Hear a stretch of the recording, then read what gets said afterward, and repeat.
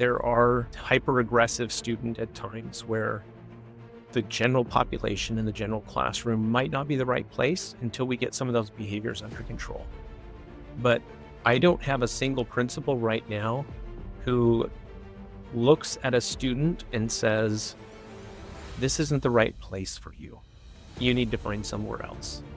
They are looking at that student and saying, how can we make this setting work for you so that you can progress and we can get better? This is the Engaging Leadership Show, where we uncover the stories and strategies behind successful educational leadership. In today's episode, we're going to talk about how one school district has taken a systematic approach to ensuring that all students leave with the skills that they need for post-secondary work or education, and that they're ready to be contributing members of the society that they're in. We're going to talk to the Director of Student Support Services at this district and understand his approach to building this inclusive system and the kind of pathways that they've had to go through to get here. We also dive deep into his own personal leadership journey and some of the twists and turns that have come up from that. This will be an inspiration to all of us going through our own leadership journeys, and I urge you to continue listening to the Engaging Leadership Show. Today's guest is a trained school psychologist, and he operated in that capacity in his previous roles. And today it is a great privilege to be welcoming into our studio Mr. Franklin Day. He's the Director of Student Support Services at Cheney School District in Washington. Franklin, welcome to the show. Thank you. It's an honor to be here. So tell us a little bit more about Cheney and what it's like as a community and as a school district. So Cheney is a unique school district in that we are on the outskirts of a large city, and we encompass three smaller communities within our school district. We have schools inside the city of Cheney, as well as the city of Airway Heights, and an incorporated area called the West Plains. We serve about 5,000 students, plus or minus, depending on the day. And we have 5 elementary schools. We're building a 6th, 2 middle schools, a high school, and a couple of alternative programs. It's a very close-knit community, but there's also some tension because we do span 3 different true communities inside that one school district. Do you see most of the students within each community going to the same schools, or do you have a little bit more of a school choice where students can choose within the district which school they want to go to? We allow isn't the right way to say that. We have lots of school choice, but all of our students from all 3 communities land at the same high school. And so as the students transition through elementary and into middle school, in elementary, they're all in those unique communities. In middle school, they become a little more cohesive. And by high school, everybody's in one site. Okay, that's wonderful. And not to belabor this point a little bit too much, but I'm curious, what are some of the uniqueness that you observe in the 3 different communities? I guess some background on our school district also that I didn't mention is we're also the home of a state university. So Eastern Washington University is in our city, and the Fairchild Air Force Base is in Airway Heights, which is one of our other cities. And so there's a vast disparity between these 3 communities in income and in opportunity. The West Plains is a vibrant community that is fairly high income, but it also has no public transportation. Whereas Airway Heights and the city of Cheney both have public transportation, but one's a college town and one's an Air Force town. And so they tend to have a little bit lower income. And so there's some economic disparity as well as the cultural differences that come with those different types of communities as well. I guess from a district level, having to be able to cater for the needs of each of these communities can sometimes pose some challenges when it comes to resource allocation and decision making. Yeah, that's for sure. So one of the things that we were talking about leading up to this episode was this idea of an inclusive MTSS system Maybe just to level set all of the listeners, what does this mean to you and where does this sit as a framework for you? When I started in Cheney Public Schools 6 years ago, I inherited a very functional special education system, but it was not the most inclusive as a school district or for students in general. And so one of my focuses in the last 6 years and within my team has been to increase inclusivity. It's also a focus at the state level.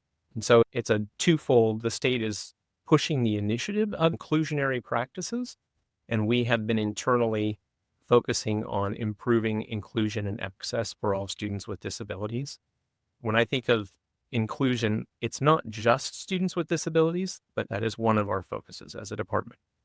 We also look at how included and how much do our students who are multilingual learners belong in that same realm of inclusionary practices. And it is a belief that I've had for most of my career that as we look at students, whether they are a student with a disability or whether they're on a 504 plan or an IEP, that when they leave our schoolhouse, they are going to be part of our community. And as they make that transition, we should be preparing them to be a connected, inclusive, contributing member of their community. A very small percentage of those students that will not live independently, work in some respect, and or have other continuing education once they leave.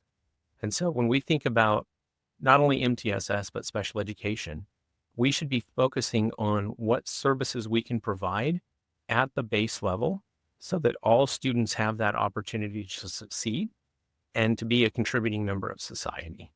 We, as a school district, have a vision that every student will leave with skills for post-secondary either work or education, whichever is their choice, but also that they will be ready to be civically engaged with their. So the idea here is that really all students, and we're ensuring that every student is able to leave and with the skills for post-secondary work or education, ready to be contributing members of society, and that ideally no one falls through the cracks. And I think that's really very noble and should absolutely 100% be the goal of public education. The devil really lies in the details. And how do you do that in a way that doesn't compromise the psychology of each of the students who require a little bit more help as they go along?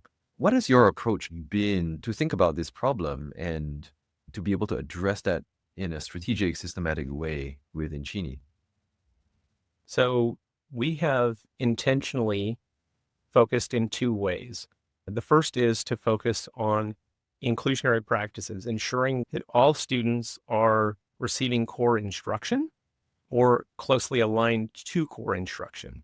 And when I'd say all students, I'm really thinking about 99%. So about 99% of our students are receiving instruction that is tied to our priority standards, our core content, both in English language arts and math. And about 80% of those students are receiving it from what we traditionally call a general education teacher in a co-taught setting. So there's a special education teacher that supports that general education teacher and supports those students in that general education setting. There is about 20% or about 18% that receives that instruction in a special education setting because they need more intensive supports. And that's also true for our students who are multilingual learners. We have about 40 students in the entire district that are in a sheltered classroom for their multilingual needs because they're an 11th grader and their English language skills are at a level that needs an intensive support. One of the things that we learned over the last 5 years is as we started working in inclusion and that co-teaching practice, we went what I would consider to be all in 2 years ago. And we identified there was a small group of students who were struggling in that inclusionary setting and needed additional support. So we actually pulled back from all inclusion at the end of last school year and identified a handful of kids, there's about 20, that needed to be pulled into either an English language arts class that was very intensive and skill driven, or a math class that was very intensive and skill driven, to give them the skills and capacity to come back, ideally at the end of this school year, and re-enter that inclusionary setting with their typically developing peers and the skills that they need to be successful. And as a school district, in the infancy of reintroducing and redeveloping our multi-tiered system of supports to ensure that students who are struggling but are still close to grade level get intervention directly from the teachers that they work with, or some tier 2 interventions that are more intensive so that they don't need those special education services in the long run, but also can maintain where they're going and where they are in the present time. So it sounds like there are two separate tracks that you're driving. So one of them is around inclusionary practices, which you're finding the right level between two ends of the pendulum. And you mentioned pulling back from 2 years ago where you had 100% inclusion to now being somewhere a little bit more balanced.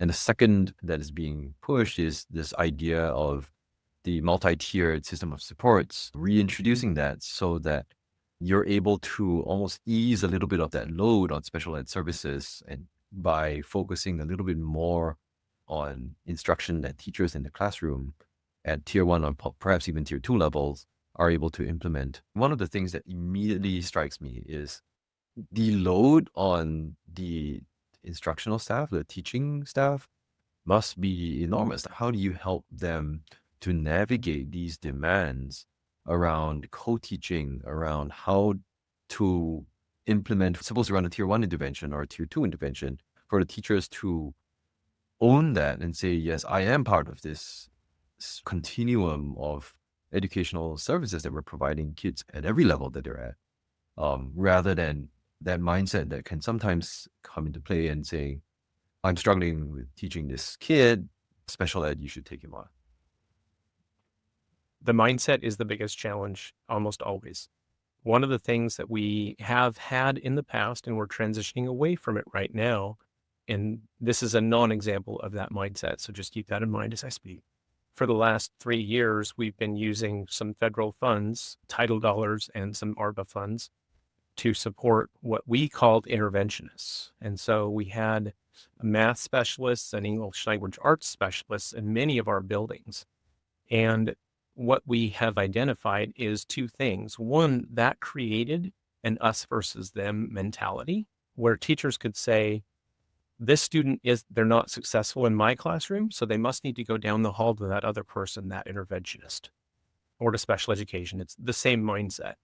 And what we identified is several things, but the biggest is that intervention model of a person that serves some kids is much like the model of special education that serves some kids.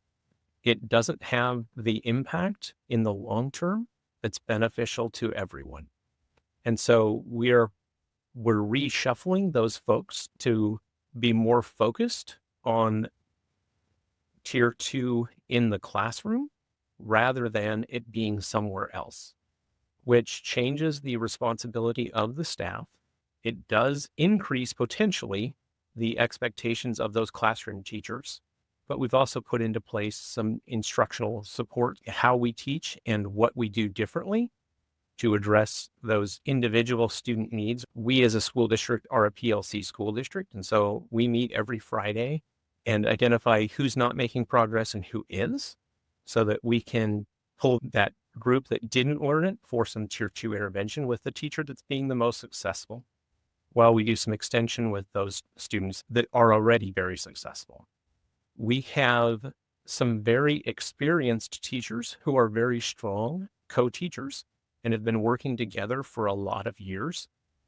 And that is a blessing and a curse in that they don't need a lot of instruction on how to work with their peers. But when we get new teachers in or have a new co-teaching team, we set aside a half day for those teachers to work together to identify how they actually will work together and to plan for the semester.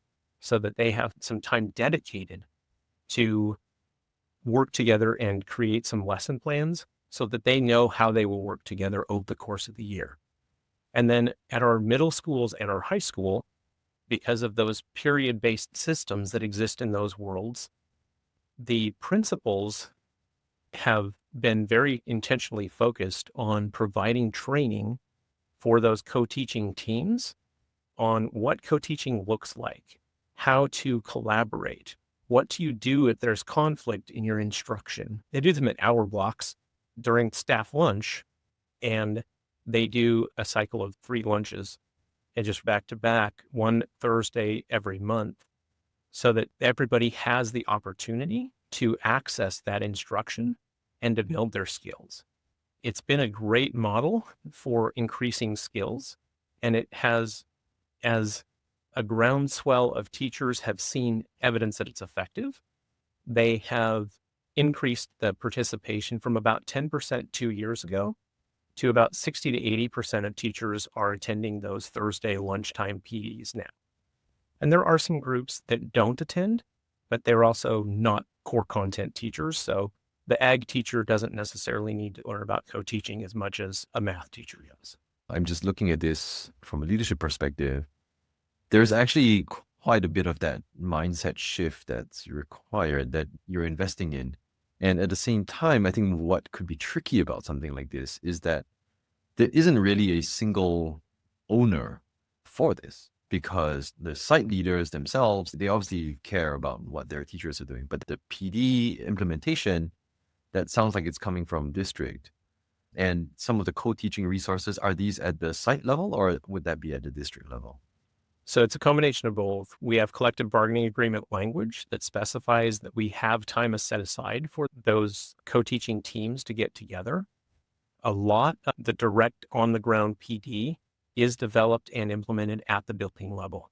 We do have given those principals guidance of this is what good co-teaching looks like. And we've actually had some training locally from our regional educational support district on those principals have all been to of this is what a good co-teaching team looks like. This is what good instruction looks like.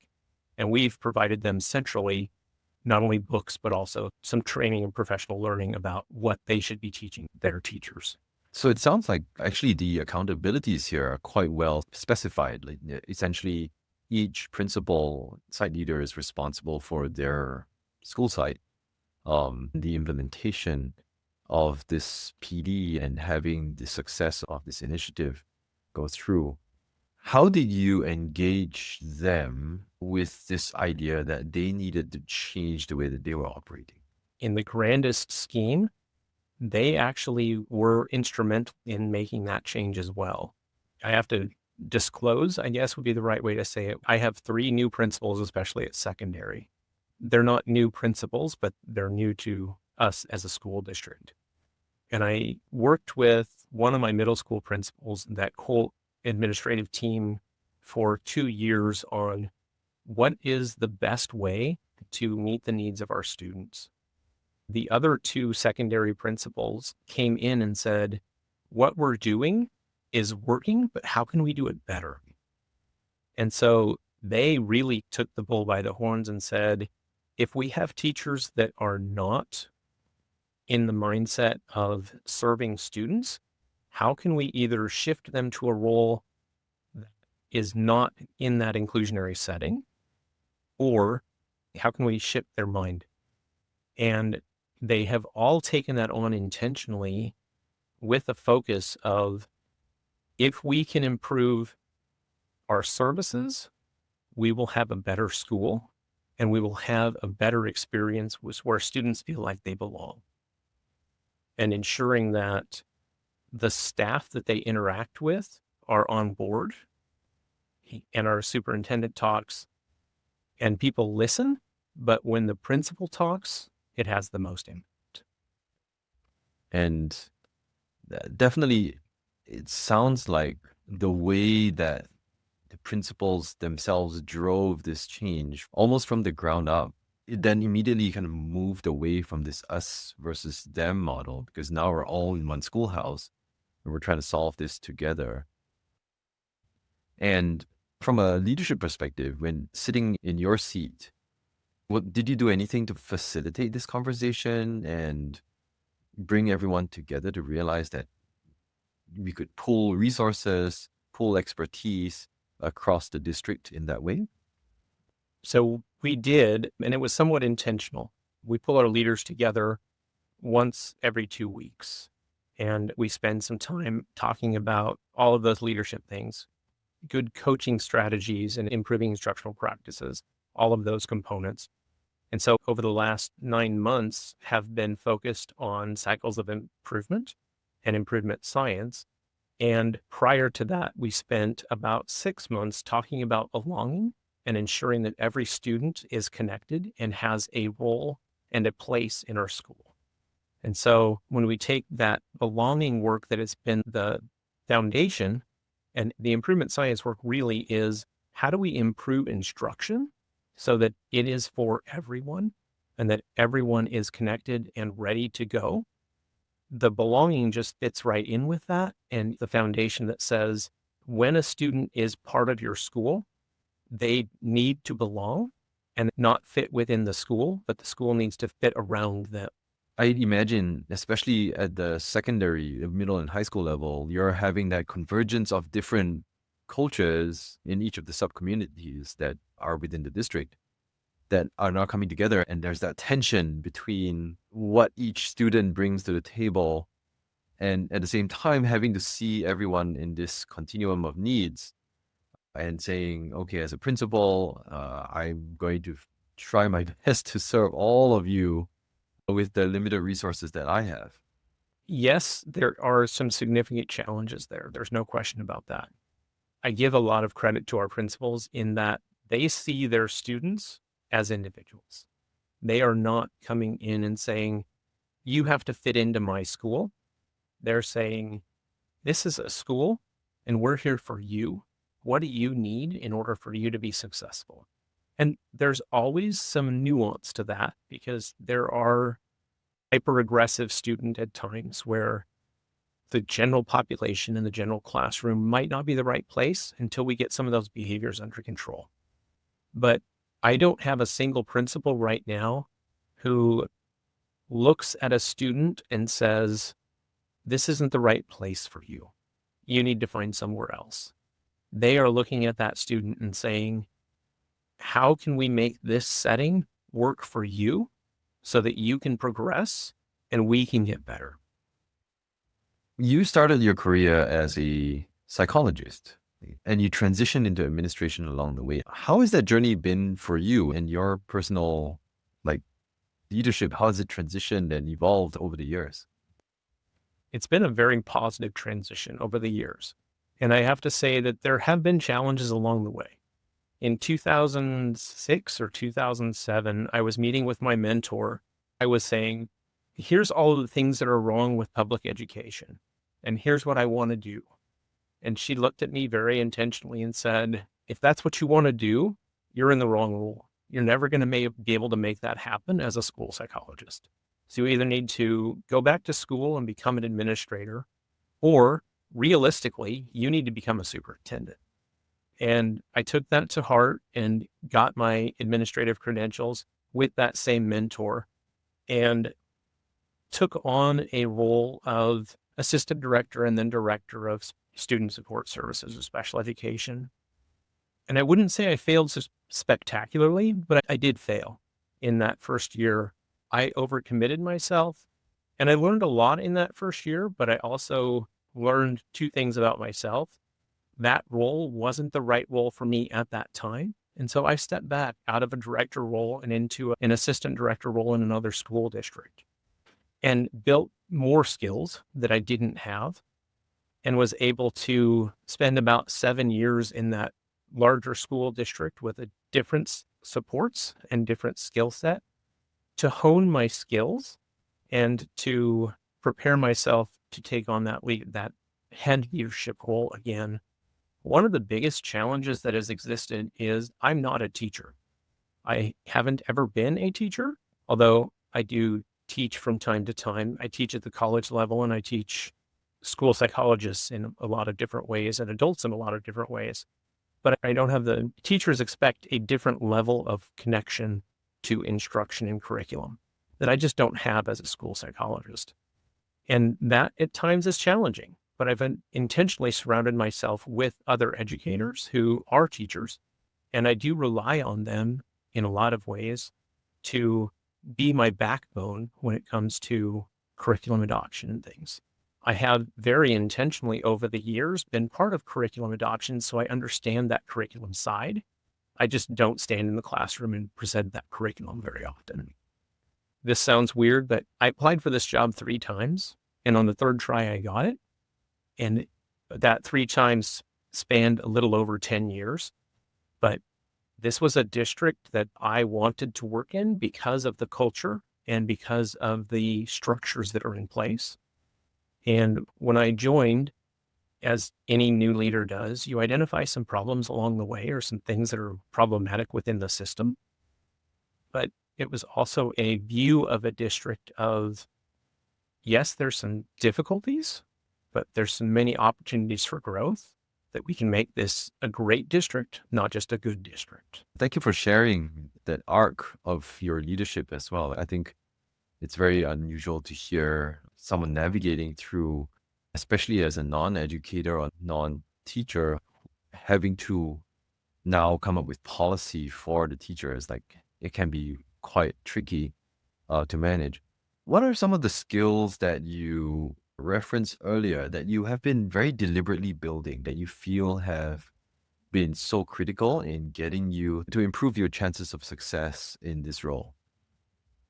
So a couple of things that I identified initially that I was struggling with was my clarity, being clear in my expectations to staff and to stakeholders, being able to communicate clearly so that everyone was on the same page and knew from the director level to the principal level to the teacher level, and really even down to the paraeducator level, that we all had the same expectations and it was clear across that entire spectrum. Being able to talk to a parent as an administrator and say, this is what we as a district are going to do because it's best for your student, and reaching consensus on that student's needs so that it didn't become a conflict. But also that conflict engagement and conflict management. I know some that aren't, but I hope most people are a little bit conflict averse. As a school psychologist, I got to be the expert in the room and I could say, this is what my recommendation is. And people said, okay, that's a great idea. As an administrator, you don't get to have that kind of conversation as often. It's a much more nuanced conversation, and it is much more fraught with conflict.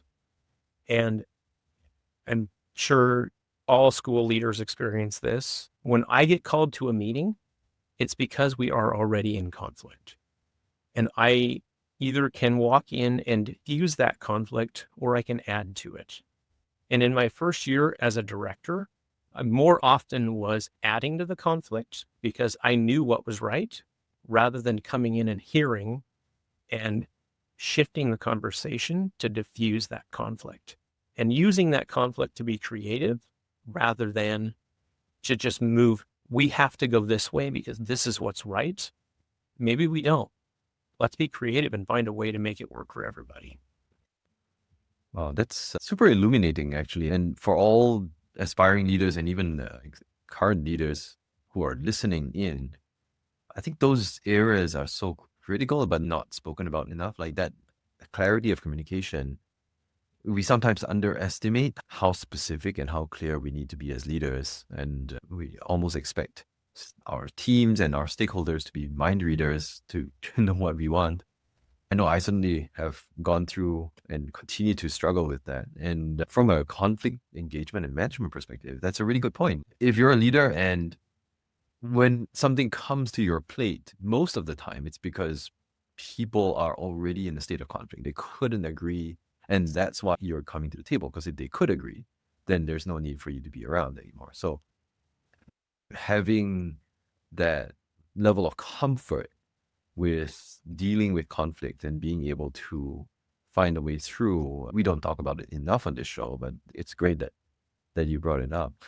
Um, and when you look at your leadership today and the aspirations that you have, how have you been intentionally finding ways to practice new leadership skills and to create new muscles for yourself to prepare yourself for the next bout?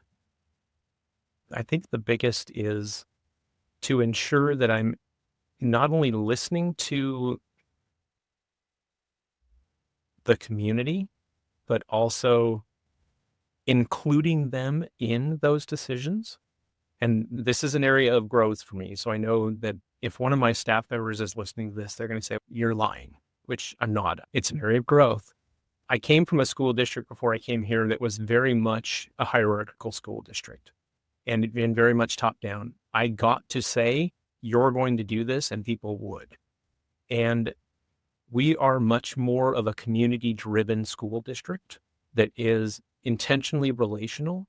And when we, for example, with my MTSS initiative, I am not drafting those policies and procedures and pushing them out. We have a representative from every building that comes together. We talk about what we need. We get on the same page around language and communication. And then they go back to their buildings and say, "Here's what we talked about. Is there anything we need to shift or adjust with this?" The same is true. I run an inclusionary practices committee that is made up of special education, general education teachers, administrators from across the district. And we're guiding the policy, but it's not me. It's that committee that's doing the work and identifying the needs. And I may send out a survey, but that team comes together and looks at the data and points the direction that we need to go. Then we publish that information as a committee. And that's the biggest challenge is we have a 927 square mile school district. Getting all of those people together can take a couple of hours just because it's a half hour from my furthest schools apart. It's about a 40-minute drive from one school to the other. Thanks to the wonders of video conferencing, we can meet a little more easily and pull those people together and have conversations. But it's bringing those groups together so that everybody has a voice and we can all move forward. That's great. And thinking about it from a leadership systems perspective, do you have in place some kind of cadence of meetings? Is there some method that you use to get this stream of listening and including the community and your stakeholders in your decisions, at the same time being that person that's ultimately accountable and responsible for those decisions? So from a community standpoint, we're not as good as we should be. I do have, cadence is a great way to say it. I meet with my central office, multiple teams, but my core special education students work services team, we meet every week on Tuesdays. We meet as a larger group with our teaching and learning department to make sure that we're all on the same page and where a project is and where we're going with those projects. And then every opposite week, we meet as larger entire district office team to make sure that we're all on the same page and that our superintendent knows what each of our internal departments are doing. And then I meet with multiple special education teams at the building every other week as well. So there's a cycle of overlapping meetings so that I get input from the buildings that then I can push up to my team or up to the other teams in the district. And when I say we're not as good as we should be with the community, we do lots of surveying and focus groups for the district as a whole. We do less for our individual departments. During COVID, which feels like 100 years ago, but it was only a few years ago at this point, we did a lot of Zoom-based web conferences to share information with families and to seek input. We still do pull together teams from our community on specific topics. Truly, the biggest challenge right now is we will invite 50 families and we'll have one shower, or we'll invite 50 families and have 0 show. I understand everybody has a life because you and I both do as well. But that is our biggest challenge right now is finding a time when people will commit and actually participate. We do get a lot of input through surveys and all of those methods, but that face-to-face communication is so much harder, right? That makes sense. And it's so ironic that as our communication channels have expanded, the ability to communicate has actually become that much harder because of the demands that it creates across the board. Wonderful. Thank you really for sharing very authentically in a very genuine way some of the challenges that you're facing, but also some of the wins that you've had in your leadership journey. And if you were to think about of everything that you shared today, what is one thing that you'd like our listeners to take away from that you want to emphasize and stress before I let you go? So I think the biggest lesson that I have learned over the last few years is you don't have to be perfect at the outset. Start small and make some steps. I like to think of it as getting 1% better every day or every week. So you're always making progress, but you're also making it in small incremental steps. Use me as an example. I pushed an initiative a couple of years ago that didn't truly fail, but if we hadn't adjusted, it would have been considered a failure. As you're looking at that incremental progress, be sure to review your data and your outcomes. And if the outcomes aren't there, make some changes to ensure that you're making progress and continuing in that forward motion. That's such a good reminder to all of us who are listening in as well, that we really just need to start small and get better 1% every day. And if things are not working out, you have the ability to change, review that data, be familiar and comfortable with your data, be comfortable with the outcomes. And if they're not meeting what you expected, then it's time to change course and try something different.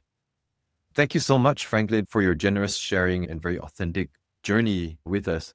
And thank all of you for listening. This is all that we have for you on the Engaging Leadership Show today. And I am your host, CT, signing off.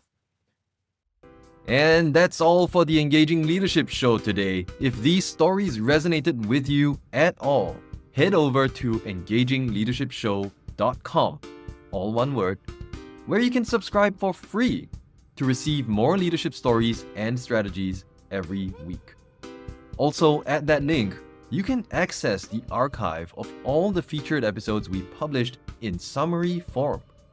It's a veritable treasure trove of educational leadership wisdom distilled for your learning pleasure. Once again, the link is engagingleadershipshow.com. Sign up today to receive the next summary this very week. Until next time, keep leading with purpose and passion, and I'll see you in the next episode.